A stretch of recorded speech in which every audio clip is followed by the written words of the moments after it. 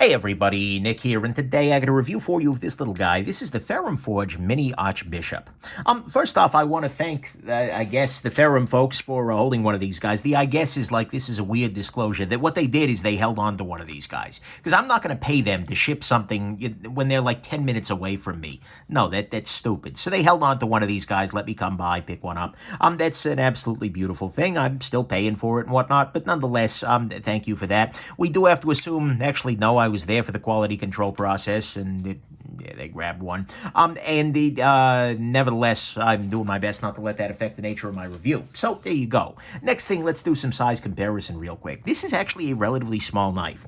Put it up here next to your Ontario Rat number 2 and your Spyderco Delica. Yeah, reasonably small. Blade length here is actually a little shorter than the Delica, and even the sharpened blade length is shorter than the Delica, so it's a reasonably small knife. Here it is against the Spyderco PM2, so we can see here, again, not a particularly large knife. And then finally, here it is against its predecessor. Well, actually, its parent, I suppose, because there was a grandparent, a custom Archbishop. This is the Mini Archbishop, and this right here above it is the full-size Archbishop. And from the Ferrum Forge Pro Series, or Pro line, or whatever the heck it is, this is the knife that this is roughly based upon. Well, actually, pretty strongly based upon. So anyways, there you go. And then finally, this is the carbon fiber version of this guy. This is the version that was available, or perhaps still is available, through Ferrum Forge directly. They've also, and this one was $95, but they've also shipped a bunch of these off to to distributors, such that those can be sold for $75, but those ones have G10 on them. So there you go. Let's go on ahead and jump into the good, the great, the bad, the ugly of this very interesting little knife right here. To start with, on the good side, this has a very nice little size. I mean, we're coming in here under 2.75 inches, which is going to make this legal in a bunch of places, and that's something you want to keep in mind. And frankly, it's also just very nice, very compact in the pocket, which is something I appreciate too. Next thing, this has a very nice thin blade. The steel on this guy is 9CR18 MOV. We'll talk about that a little bit later on. But the thing is, it is a relatively thin little blade with a relatively thin little edge here. I mean, it does the trick quite nicely, and, you know, there you go. Next thing, this got some very nice details on it. One of the things I like very much is the clip on this guy. What you can see here is this is a deep carry clip, and it has a screw in there. But more importantly, you can see that the deep carry clip itself is recessed into the carbon fiber here, and then the screw is recessed into the clip. So you have a smooth surface. If we look at it in this direction, this is completely smooth. There is a bunch of room for your pants to slide up into here, relative to a lot of knives which have deep carry clips but have screws sticking up inside that area. So that's a really nice detail, and it's one I'm glad they got right. Another thing that they got right here is a captive pivot. This little guy does not spin freely. All you need to do is turn this side, and this side will not turn because triangles do not turn in holes. That is a beautiful, well, they don't turn in holes that are the size of the triangle, we'll put it that way.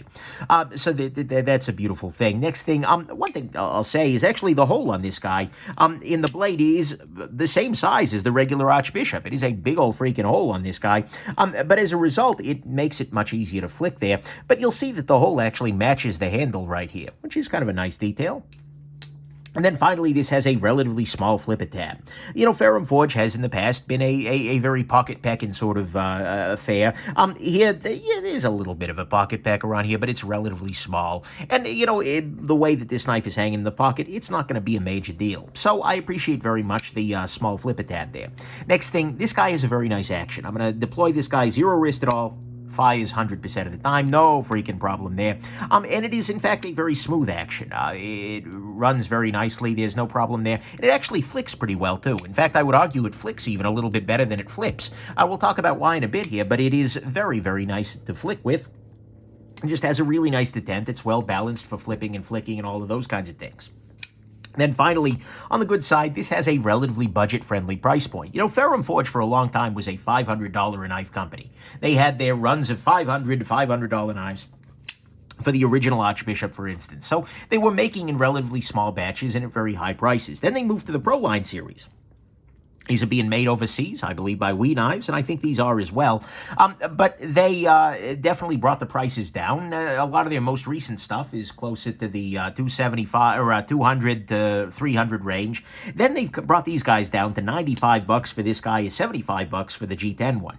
That's a much nicer price in a lot of ways. I'm not saying that these guys are overpriced or anything. I'm just saying that, generally speaking, that's a nice budget-friendly price point. That's great. I appreciate that very, very much. And so to me, at least, I like that they're using, or that's the good, is that they're using a relatively budget-friendly price.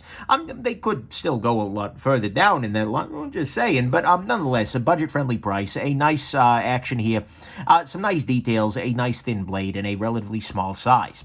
On the great side to me, the nice thing, the best part about the regular size Archbishop is the ergonomics. It feels great in the hand.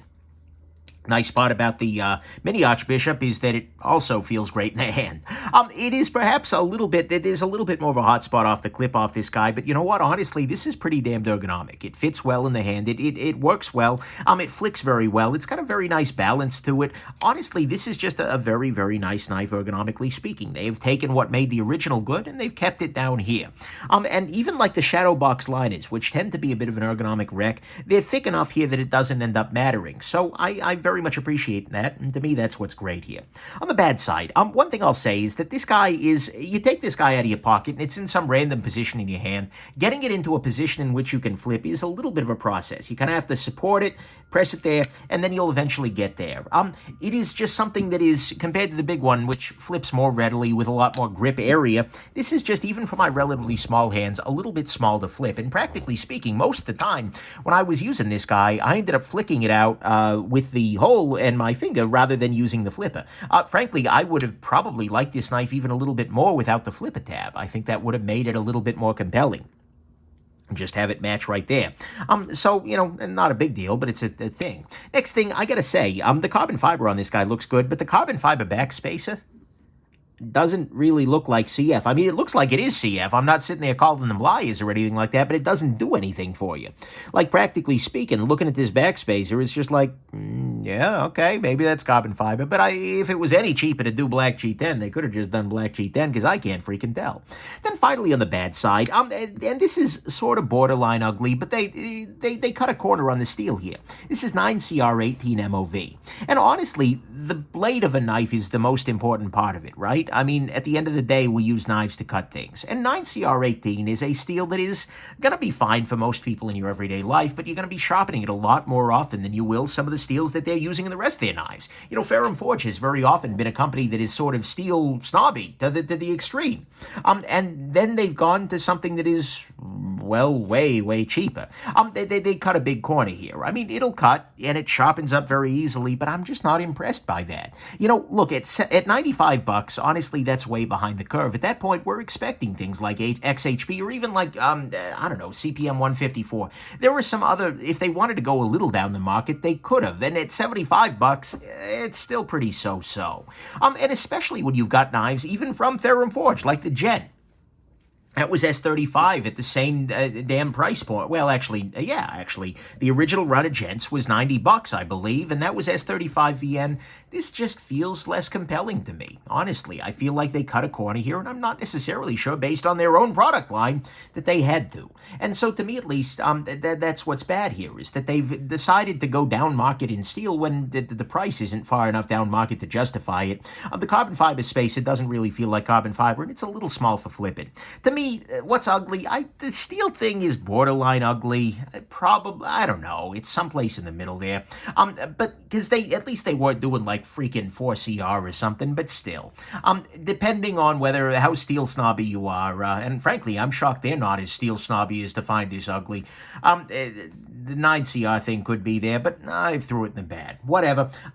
Let's go ahead and jump into the final conclusion, which is, honestly, is a fine little knife. I mean, look, it's smallish. It's got a nice blade, good details, great action, solid price point, and very good ergos.